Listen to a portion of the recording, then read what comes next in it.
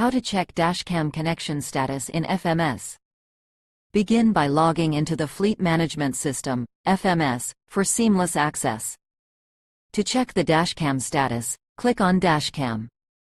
A list of dashcams will be displayed. Each dashcam on the list is represented by a colored dot.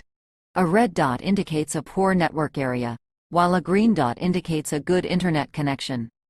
In addition, you will also observe the state of the vehicle, indicating whether it is moving, idling, or parked. When the truck's engine is running and the vehicle is moving at a speed equal to or greater than the threshold of 10 miles per hour, the status will be displayed as moving.